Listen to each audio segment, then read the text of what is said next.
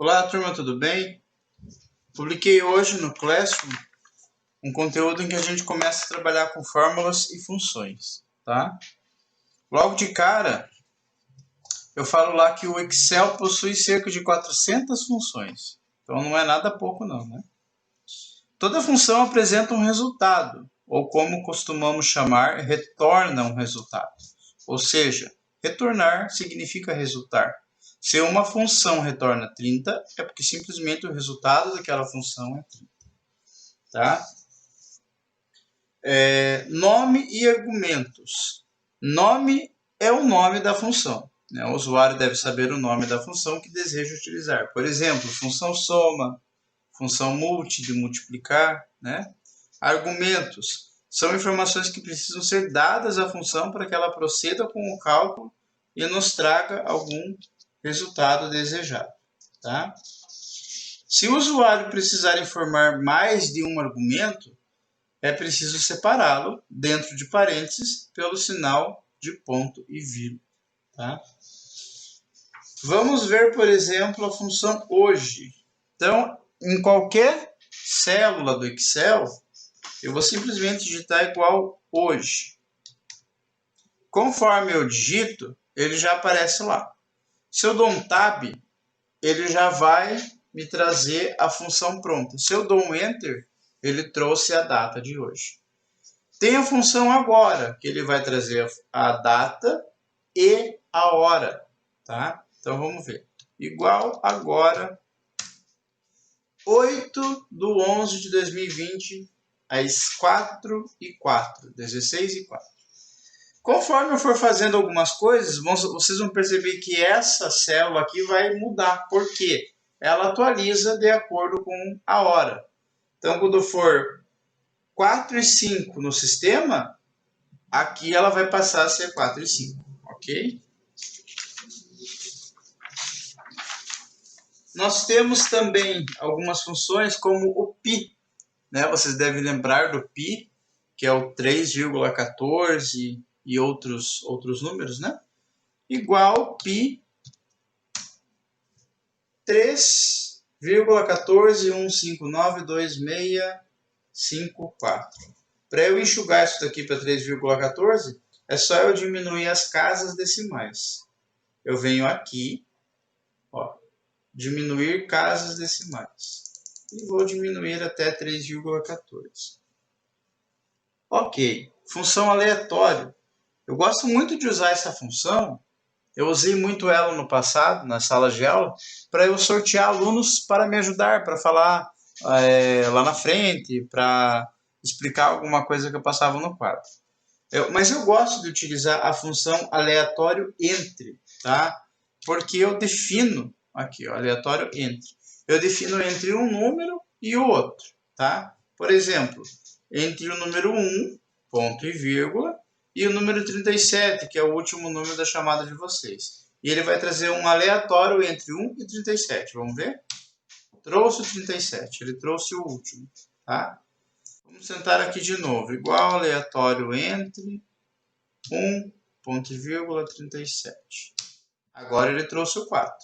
Tá vendo? Podem ver aqui que a hora já mudou. Ela está de acordo com o sistema. 16h06, 16h06. Tá? O que mais que nós temos aqui? As funções transitivas. São aquelas funções que não exigem argumentos.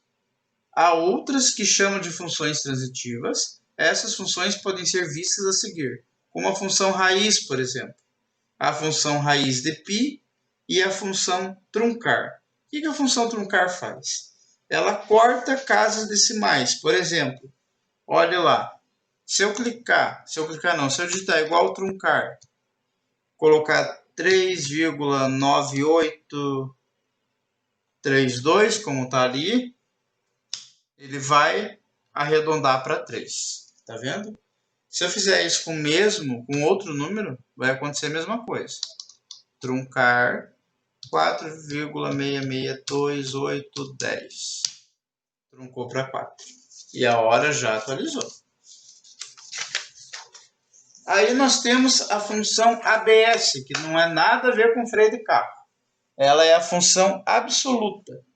Então, se eu digitar aqui, por exemplo, igual a BS 30, ele vai retornar o que eu digitei, 30, tá? Porque é uma função absoluta. As funções bitransitivas são quando pedem dois argumentos de tipos diferentes. Algumas dessas funções exigem que os dois argumentos sejam fornecidos, ou seja, em alguns casos, obrigatórios. Algumas das funções exigem apenas um, sendo o mesmo argumento opcional, como é o caso da truncar. Truncar, eu utilizei um número e ele trouxe exatamente aquele número, né? A função arred é parecida, porém, ela serve para cortar casas decimais de números arredondados. Ela deve ser escrita assim: igual a arred num número de dígitos. Ficaria mais ou menos parecido com igual a arred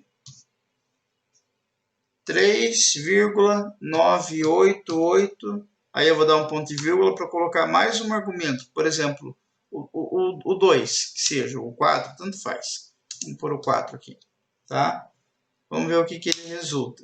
3,98. Certinho, tá? Ele já arredondou o 99 para 98. Aí temos outras funções, né? A soma você já conhece. Um valor aqui mais um valor aqui, eu posso selecionar os dois em autossoma. Na célula do lado ele já soma. A função multi também vocês conhecem, né? Deixa eu apagar esses caras aqui, eu vou deixar só a hora. A função máximo é legal, pessoal, porque ela tem que retornar o maior valor atribuído na função. Então, igual máximo, lembrando que tem que pôr acento, tá? Igual máximo 1, ponto e vírgula 5, ponto e vírgula 93. Ele tem que retornar 93. Certinho, retornou 93. Tem a função mínimo, igual mínimo,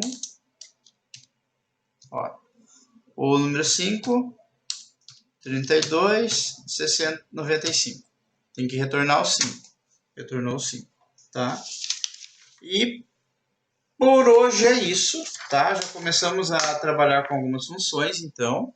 O que eu apresentei aqui para vocês, função máximo, função mínimo, a função agora, né, que resulta a data e a hora exata, a função hoje, que traz a data de hoje, a data do dia, no caso, a função arred, a função truncate, truncar, né, que simplesmente arredonda o número, né, a função soma, que vocês já conhecem, a função multi, que vocês já conhecem também. Trouxe também a função π, né? E é isso.